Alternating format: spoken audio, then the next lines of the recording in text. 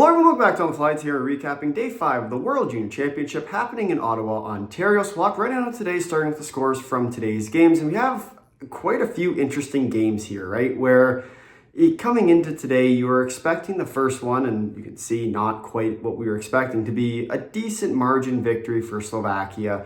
And to be honest, it was a pretty well-played game by Slovakia up until the final 5 minutes of their game, where they went on a power play. And you think, you're up 2 goals on a major penalty, you're going to be able to at the very least pass the puck around and not give up 2 shorthanded goals, right? Right? You'd really think, but no, we're going to make turnovers at the blue line. But Kazakhstan, who wasn't really ever in the game, you could even see it the way that they were playing, not pulling their goaltender with, a minute and a half left despite having possession in the offensive zone. They weren't necessarily playing the game to win because they didn't think that they were going to. And Slovakia turns 2 pucks over at the blue line. Kazakhstan comes down the side and scores both times, tying this game, forcing it to overtime, despite Slovakia being up 3-0 at the start of the first period. So, yes, Slovakia won this game. Doesn't really matter. They weren't going to go any higher in the standings. They weren't going to go any lower, right? So in the grand scheme of it, overtime was good for them, yes. But at the same time, right, this wasn't the performance Slovakia wants going into a tough quarterfinal matchup for whoever they're going to play. And we'll get to that quarterfinal opponent of probably who it's going to be in just a little bit. But, that's not the sort of momentum you want to be building heading into an already tough quarterfinal matchup where you'll have to play a team, like Canada, the US, Finland, maybe Latvia. It'll be a tough matchup. And if you're going to play like that, the way you did in those final 5 minutes, not to mention on the power play of all things, you're going to struggle against whoever you're playing. So for Slovakia, cleaning it up is going to be important for them to continue their success in this tournament because they've played pretty well so far. They've played a pretty good game against Sweden, not quite the result they wanted. They played a decent game against the Czechs, not the result obviously they wanted. And then, they played probably one of their better games against Switzerland, and they got the result they were looking for, a 2-1 victory, right? So for Slovakia, is it time to panic? Probably not. But it's a tough game for them to be able to be up, 4-1, right? You're up 4-1 and you find a way to squander the lead against a team that was relegation bound from the very start of this tournament. Their team does not match up with Slovakia's team on paper in the slightest. We talked a lot about the teams on paper. And yes, paper doesn't matter in the grand scheme of things, but Kazakhstan hasn't looked good on the ice either. Yes, they played a decent game, I guess, against Sweden. Really, Sweden just didn't play a good game. Czechia killing them was more what we expected. And today's game against Slovakia, 5-4 in overtime, not what you were expecting, right? So the problem with this tournament as of right now is not a lot of it's making sense. And if you are Switzerland, who Kazakhstan plays tomorrow in a winner-take-all relegation game, winner will stay up and play in the quarterfinals. Loser will have to play Germany, and we'll get to them in just a little bit in the relegation game.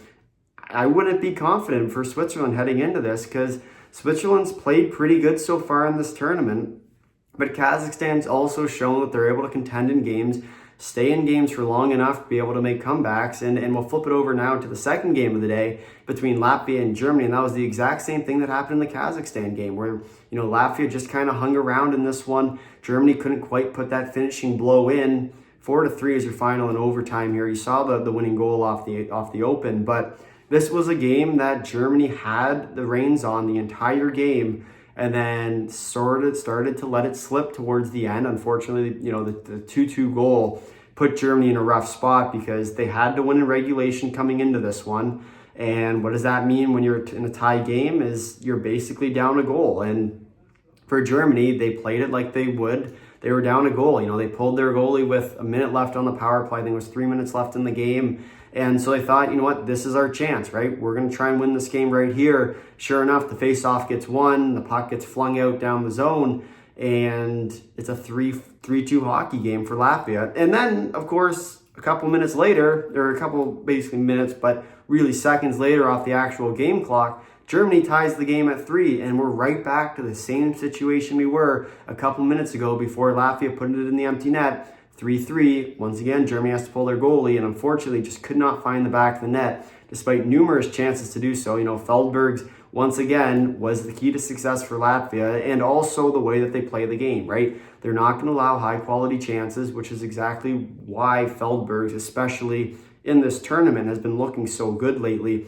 is because the quality of opportunities aren't really to the level that you're expecting a 55-shot game to be. So a lot of them are perimeter shot games, especially against Canada. We saw them really fail to penetrate the middle of the ice. In this German game, very similarly, where a lot of their shots were kind of flank shots, looking for rebounds. And sure, second saves, third saves are tough, but at the same time, Feldberg's been really good with limiting those other opportunities that come from an outside shot, taking in rebounds. That's the key for Latvia here to continue their success. 4-3 victory today, a big 2 points for Latvia. And, for Latvia, I don't think anyone would have expected. I think it's their first time ever in tournament history with two wins in a World Junior tournament. And the way I look at it now is they have a game coming up against Finland where, and we'll talk about this in a little bit when we get to the standings and the what ifs, they very well could come second in Group A. And I think a lot of people, including myself, when we made our prediction video, had Latvia out in the relegation, or not out in the relegation game, but didn't even make it to the quarterfinals, let alone being the second seed in Group A after a long tournament. But still, we're at this point now where for Latvia, 2 big wins, right? The games that matter, we talked about it yesterday. The biggest game for Latvia was today's game, the 30th, against Germany. And then they found a way along the way, and in my opinion, one of the reasons why they ended up winning this game was because they were able to win against Canada, right? Those big 2 points, the reason why Germany had to pull their goalie when they were in a tie game, That's the trick for Latvia in this tournament, is just hanging around, and they don't need to win games. They don't need to dictate the pace of play. And we've seen that the last couple games that they've really stuck to their system because their system works. And that's really the trick to all of this, is for Latvia, their system's working at this tournament, and they will continue to use that system until it fails. And they'll have a tough game against Finland, who employs a very similar system to them. But at the same time, it's going to be a tight game. We already saw Finland struggle against Germany, right? A 3-1 victory for them. But at the same time, it's a toss-up, right? It's another one of those games, and we will talk about it closer too. So I don't want to take all of it. So we'll flip over now to the news for Slovakia with the near choke. They choke a 4-1 lead. I mean, what do you want me more to say, right? Where a near choke game, Slovakia ends up getting the 2 points that they need. They put themselves over, and they lock up third spot, right? They weren't going any higher in the standings. They could only go down. They won the game today, which means that they're safe in third spot. So I guess it's a success in the long run, but not quite the momentum you want to build. For Kazakhstan, it's the comeback, right? They came back from an impressive victory, or an impressive deficit, right? So you look at them, they're building confidence in this tournament. Each game that you let them stick around for is one more opportunity for them to eventually win a game and put some pressure on the other teams in this tournament. And, Kazakhstan, I think a lot of people, including myself, this was the team I had relegated, all of a sudden looks like a team that might be able to beat Switzerland tomorrow and avoid relegation, right? So in Kazakhstan's case, just kind of sticking around, right? Playing similar to Latvia. If you can stick around long enough in a game, you never know what's going to happen. You might even score 2 shorthanded goals along the way, right? So the next piece is for Germany. They are headed to the relegation game, losing to Latvia today. They needed to win in regulation. Did not quite do that. So, of course, heading to the relegation game, which will be on January 2nd at 11 a.m. So that's the one for Germany. Obviously, now it becomes the must-win, right? You lose, you're sent back down to Division 1A, replaced by Denmark. But if you win, you stay up another year. And I do expect them to beat Kazakhstan in the long run. But of course, time still remains to be seen what goes on there. For Latvia, the big wins, they got 2 of them already. We'll see if they can continue their success tomorrow against Finland. And then for Switzerland, the 1999 special. So the last time every team in the tournament had at least 1 point was 1999. There's a chance if Switzerland can get 1 point against Kazakhstan, which, I mean, if we're being logical, right, it's pretty likely that that Switzerland gets a point. We'll see that for the first time in tournament history since 1999 for the World Juniors, at least. So Obviously an impressive feat to see that. And the last time that happened, for the record, was 7 games played and each team ended up getting a point. So, for all these teams, it shows the progress of this tournament. That talent parity is starting to get a lot closer, and it's one of the fun parts, I guess, about this tournament is that every year there's a new batch of players coming in, and I don't think anyone predicted Latvia beating Canada. Finland upsetting the U.S. was another one. Kazakhstan almost beating Slovakia, that was another one, right? Where we just have time after time, impressive game after impressive game, and teams that aren't expected to contend with each other all of a sudden contending with each other. So in the grand scheme of it, obviously a cool sort of piece of history, and we get to be a part of it.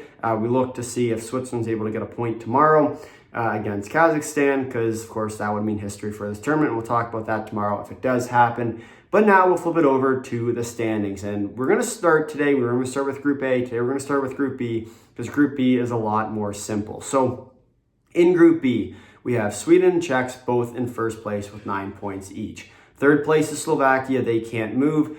In fourth place, we have Kazakhstan, 1 overtime loss. They get 1 point from that. And Switzerland with 3 regulation losses. So the deal is for tomorrow, if Switzerland is able to beat Kazakhstan, they will go to fourth place. If Kazakhstan beats Switzerland, they will remain in fourth place. Nice and easy. Doesn't matter overtime, doesn't matter anything. If whoever wins that game will be in fourth place. Whoever loses that game will be sent to the relegation game. Again, they will play Germany in that one. And then the top spot for Sweden and Czechia, the winner of that game will also stay up. So the winner will be first place in Group B. The loser will be second place. Remember, first in Group B plays fourth in A. 2 of B plays 3 in A. 2 of C, or 3 of B plays 2 in A. And 4 in B plays 1 in A. So lots to play for, right? Where you look at sort of these top 3 killer lineup for Group A, where, I mean, yes, and we'll get to that Group A in a second, but Sweden and Czechs, big game, right? You want to be the top spot because you likely are going to get to play Latvia, and you'd rather play Latvia than Finland, than the US, than Canada. And I know Finland and I know Latvia is hot, but at the same time, just with the talent level, we haven't seen the best games, in my opinion, from any of those 3 teams. And likely they will bring that out. I think we'll see probably the best game from Canada and the US tomorrow. Of course, time will tell there. But Canada, the US, going to be a good one there. And now let's talk about it, right? So the trick to this one for Canada and the US is winner takes the top spot. So we'll start here in regulation, right? So if the US can win in regulation, the only team that can beat Canada is Finland. So if the US wins in regulation, right, they will go to 10 points. Canada remains with 7. So if Finland then wins in regulation, they will be above them. If Latvia wins in regulation, they will also be above them because Latvia holds the tiebreaker over Canada because they beat them, right? So that's going to be the trick to this is for Finland, they have the tiebreaker over the US because they beat the US. For Latvia, they have the tiebreaker over Canada because, of course, Latvia beat Canada.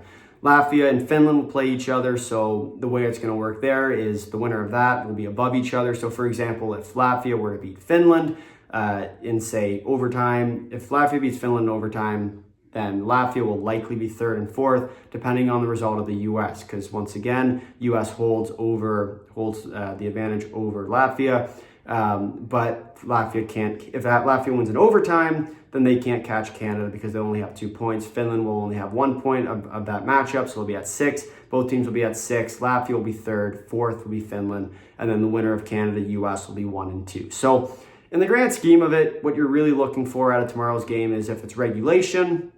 What's going to end up happening is the only way if Finland wins in regulation, Canada and the U.S. will be likely going to be 1 and 3, depending on if the game goes to overtime. If it goes to overtime with Finland winning in regulation, the only way that if Canada gets a point, they will be above Finland no matter what in the overtime period. The U.S. is the team that will be at risk, assuming Finland wins in regulation. Latvia wins in regulation. Canada's the team at risk. Otherwise, the easiest way to think about this is, Canada, US, 1-2. If Finland wins, which is likely, so we'll take the most obvious scenario, just look out for, remember, Finland tiebreaker over US, Canada has to play anyway, and Finland gets those 3 points. You got to make sure Canada can get above Finland in terms of the points. So If you want to make it real easy on yourself, you can follow us on Twitter. We'll break it all down as soon as that first game is done between Latvia and Finland, because there are a lot of what ifs to come. And I mean, for Germany, already done. They're in the relegation game, nice and easy. 5th place locked up. In Group B, 3rd place is locked up with Slovakia. And the other 4 spots in Group A, the top 4 will still be decided. 1 and 2 and 4 and 5 are still decided in Group B. Depending on tomorrow's games, which is December 31st, so at 12 o'clock p.m., we have Kazakhstan versus Switzerland, and I think this will be a really good game. I think it's a surprisingly good game. At the same time, I expect Switzerland to dominate this one, but I think I've said that about every game so far at this tournament and been wrong. So keep an eye on this one. Don't be surprised if it starts to get away. For Switzerland, take Kazakhstan out early. Don't let them kind of dwell, because when they start to dwell, that's when they build confidence, like Latvia did, like the Kazakhstan did today, and they slowly but surely start to score goals. So Switzerland, take them out early, and you'll be just fine. For Kazakhstan, try and stick around as long as possible and find your opportunities to put the puck in the back of the net. 2:30, we have Finland versus Latvia, and this one, it's going to be a good one, right? And coming into this tournament, I would have told you that Finland was the lock for this game. We haven't seen a great Finnish team so far. We've seen a pretty good and a very confident Latvian team who's trusting their system, who's winning games through their system. Don't be surprised to see Latvia run away with this one. But at the same time, for Finland, we started talking about it already. Take Latvia out early. Once they're out, it's very hard for them to come back. 3rd game, 5 o'clock, Czechs and Swedes. And this is once again going to determine the top spot in Group B, where for Czechia, they've had a real good tournament so far. Sweden has had an iffy one. So we'll see if the hot hand is going to win this one, or if Sweden is able to win based on talent. They have the better team, Sweden does. We'll see if they're able to use it in this one. And one other thing I will mention, Otto Stenberg was hurt at practice today. We'll see if he's able tomorrow. Likely we'll hear whether he's good to go for the game against the Czechs. And then at 8 o'clock p.m. Eastern Standard Time, your game of the day, Canada versus the USA, to determine the top spot in Group A. And potentially, if everything works out the way it's supposed to work out, the team that will be in 3rd place probably going to end up playing the loser of Sweden and Czechia. So we'll see here. Obviously a lot to play for Canada and the US. Hoping to see a very impressive performance by both these teams, who have had a rough tournament, to say the least. Canada had a real good start against Finland, struggled mightily against Latvia, struggled again against Germany. US, right? They've had an interesting road too, where they beat Germany, they beat Latvia. Performances, right? Not great ones, but they've done enough to win games. And then they lose to Finland, right? Where I don't think a lot of people had that one on the docket, right? So for Canada and the US, big 2 games today or tomorrow. And we'll see which US team comes, see which Canada team comes. If I had to guess, it's probably going to be the US. Just with the lack of firepower we've seen from Canada so far, I have to think the US is probably going to take it. But we'll see, right? Because the Canadians have played a real good defensive game so far through this tournament. We'll see if they're able to flip on the switch and win offensively, because the trick for Canada is to play physically. The U.S. has struggled physically all tournament long. So that's what we got for tomorrow's games. And now we'll go to the live questions. So if you haven't already, be sure to follow us on Twitter at OnTheFly1515, as we do post a live question poll, basically, where we get your input on the day. So we have 2 comments today. First off, one from Kenny Kaminsky, who says, who has been the best player so far? So for me, I'm going to take Feldbergs from Latvia, and not necessarily the best players. I want to try and take players that have made an impact on their team, where if you're looking at most valuable, Feldbergs from Latvia, the goaltender, has been excellent, right? He's been the reason why they've been where they are, right? Where Germany had, I think, 36 shots tonight. In that Canada game, there was 55 plus the 8 in overtime and shootout. So in the grand scheme of it, for Feldbergs, impressive player and probably my biggest standout so far from Latvia. And then the best player in Group B, in my eyes, Dalibor Dvorsky's one, Axel Sandin Pellikka. Those are the 2 players that have really caught my eye on the other side of the group. But at the same time, right, you can nitpick all you want. In my eyes, Feldbergs has been very similar to what Adam Gajan was the last couple years for Slovakia. Just that goaltender that's backstop teams to nearly beating and upsetting teams like Canada, right? Where you think about it, back to 23, where We had the overtime game in the quarterfinals with Slovakia versus Canada.